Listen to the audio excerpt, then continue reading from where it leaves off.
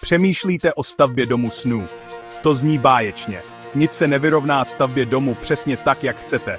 Přesně tak, jak jste si to vysnili. Ale než začnete vybírat barvy stěn a kuchyňské desky, je důležité se zaměřit na několik věcí, abyste se ujistili, že váš domov je bezpečný, funkční a vydrží dlouho. Mluvíme o základech domu, o věcech za zdmi. To jsou ty, které mohou proměnit váš dům snů v noční můru, pokud není postaven správně. V následujících minutách vám dám 10 základních věcí, které je třeba udělat správně při stavbě vašeho domu snů. Budeme mluvit o všem, od analýzy půdy a základů, přes konstrukční návrh a bezpečnostní prvky, až po estetiku a rozpočet. Věřte mi, pokud tyto věci uděláte správně, ušetříte si spoustu starostí a peněz v budoucnu. Takže ať už teprve začínáte plánovat svůj dům, nebo už máte plány v plném proudu, zůstaňte s námi, protože toto video je plné důležitých informací, které potřebujete k tomu, abyste si postavili svůj dům snů a aby vám vydržel celý život. Začněme. Než začnete snít o plánech, musíte velmi dobře znát svůj pozemek. A když to říkám, myslím tím důkladné prozkoumání, přátelé. Především, průzkum půdy. Musíte vědět, na čem stavíte. Je to hlína, písek nebo skála. To určí typ základů, které potřebujete, a zda budete muset přidat písek nebo kopat. Dále, stavební předpisy, omezení a územní plány. Ani nepomyslete na to, že byste tento krok přeskočili. Věřte mi, to poslední, co chcete, je mít hotový dům snů, a pak vám radnice řekne, že nesplňuje pravidla. To by byla studená sprcha. Kontaktujte svou radnici a zjistěte, co přesně smíte a nesmíte stavět. A tady je zlatý tip. Myslete na dráhu slunce. Vědět, odkud slunce vychází a zapadá, vám pomůže umístit dům tak, abyste získali co nejvíce přirozeného světla a ušetřili energii. A dávejte pozor na stromy nebo budovy, které by mohly stínit váš pozemek. Jde o to pracovat s pozemkem, ne proti němu. Teď si promluvme o srdci vašeho domova, o půdorysu. Tady si prostor přizpůsobíte tak, aby odpovídal vašemu životnímu stylu. Přemýšlejte o tom, jak se pohybujete po celý den, jak každou místnost používáte a jak chcete, aby se tyto místnosti propojovaly. Začněte oddělením veřejných zón od soukromých. Nechcete přece, aby vaši hosté procházeli vaší ložnicí, aby se dostali do koupelny, že?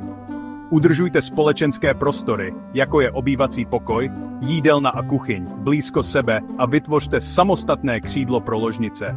A když už mluvíme o pohybu, myslete na provoz. Ujistěte se, že mezi místnostmi jsou jasné cesty a vyhněte se úzkým zákoutím nebo oblastem, které by mohly vytvářet zácpy. Pamatujte, čím méně chodeb, tím lépe. A nezapomeňte na úložný prostor. Naplánujte si dostatek skříní, spíží a vestavěných polic, aby byl váš domov uklizený a organizovaný. A tady je bonusový tip. Myslete na budoucí rozšíření. Pokud plánujete v budoucnu potřebovat další ložnici nebo kancelář, naplánujte si to už teď. Je snazší upravit plány, než posouvat zdi, jakmile jsou postaveny. Teď si promluvme o základech, páteři celého vašeho domu. Pro přízemní dům často stačí mělký základ a je to pro vaši peněženku výhodnější. Ale nešetřete na kvalitě materiálů ani práce. Pevný základ je klíčový.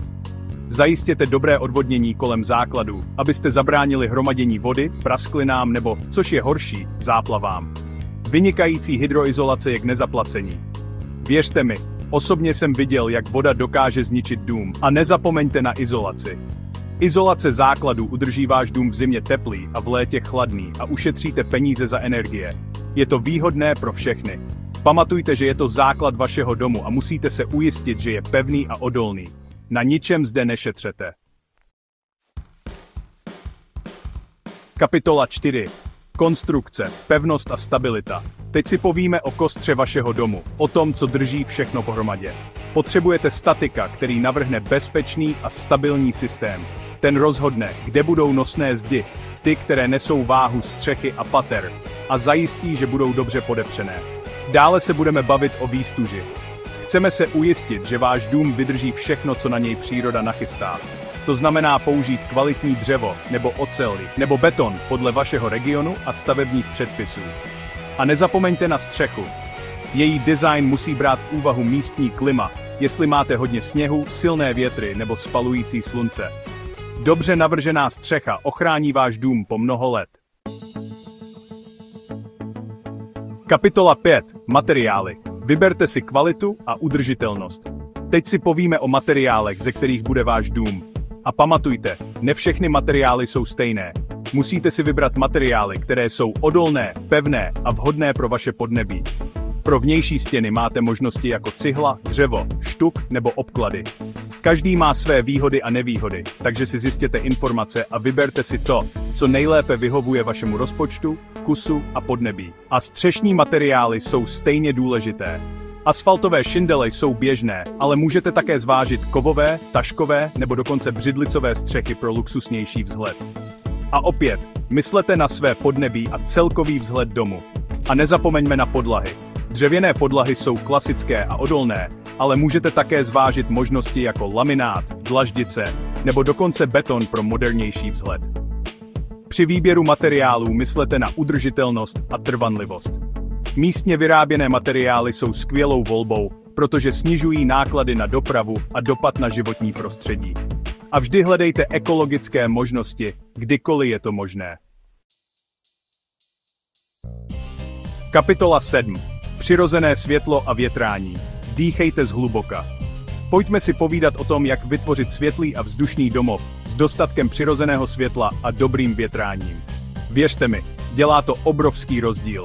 Abyste maximalizovali přirozené světlo, začněte správným umístěním oken.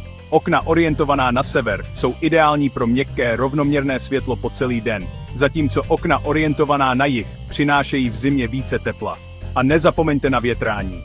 Dobrá cirkulace vzduchu je klíčová, abyste zabránili hromadění vlhkosti, což může vést k plísním a houbám.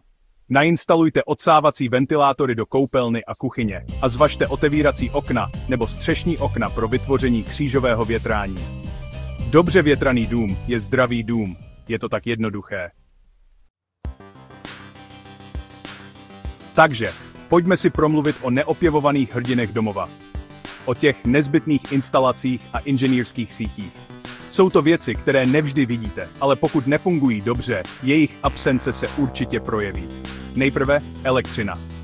Ujistěte se, že máte dostatek zásuvek, odpovídající osvětlení a stropní ventilátory, které vyhovují vašim potřebám. A nezapomeňte na venkovní osvětlení pro bezpečnost a klid v duši. Dále, instalatérské práce. To zahrnuje vše od vodovodního potrubí po kanalizační a odvodňovací systémy. Ujistěte se, že je systém správně navržen a nainstalován, aby se zabránilo únikům, ucpání a poškození vodou. A tady je bonusový tip. Zvažte sběr dešťové vody. Je to skvělý způsob, jak šetřit vodu a snížit účty za vodu. Kapitola 8. Bezpečnostní prvky. Klid v duši. Dobře, teď si promluvme o bezpečnostních prvcích, protože klid v duši je k nezaplacení. Nejprve požární bezpečnost. Ujistěte se, že máte kouřové detektory v každém patře vašeho domu a v každém pokoji, a hasicí přístroj v kuchyni nikdy neuškodí. Dále zabezpečení. Nainstalujte pevné dveře a okna s dobrými zámky. A můžete dokonce zvážit instalaci bezpečnostního systému pro větší klid v duši. A nezapomeňte na každodenní nebezpečí. Nainstalujte zábradlí na schody a používejte protiskluzové podložky v koupelně a ujistěte se, že je váš dům dobře osvětlen, abyste předešli zakopnutí a pádům. Kapitola 9. Estetika a funkčnost. Když se styl potkává s užitečností. Teď se dostáváme k té zábavné části. Estetice a funkčnosti. Tady můžete domu vtisknout svůj osobní otisk a udělat ho přesně takovým, jaký chcete. Když mluvíme o dekoraci, přemýšlejte, jak vytvořit jednotný vzhled, který plynule přechází z jedné místnosti do druhé. Vyberte si barevnou paletu a držte se jí. A nezapomeňte, světlé barvy dokážou místnost zvětšit a prosvětlit. Nebojte se míchat a kombinovat různé textury a materiály, abyste vytvořili zajímavý vzhled.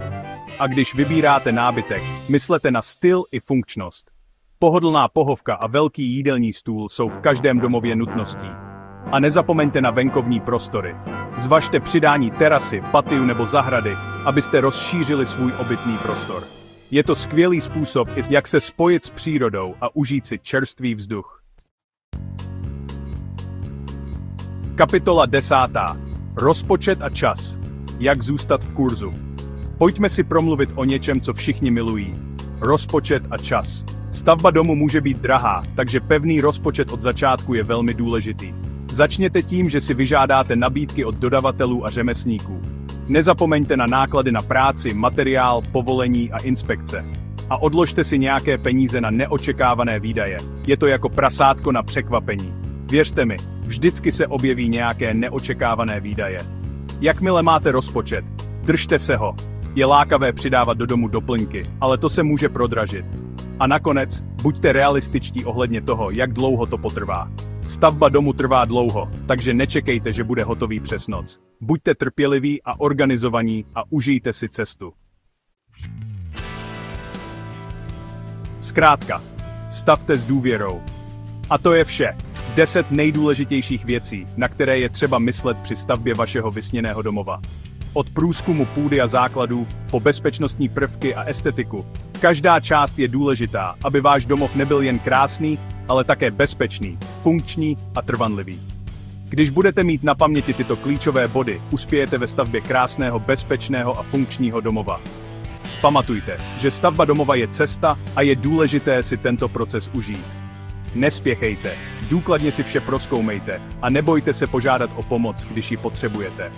A co je nejdůležitější, užijte si vytváření zvláštního a úžasného místa pro vás. Hodně štěstí s vaším stavebním projektem.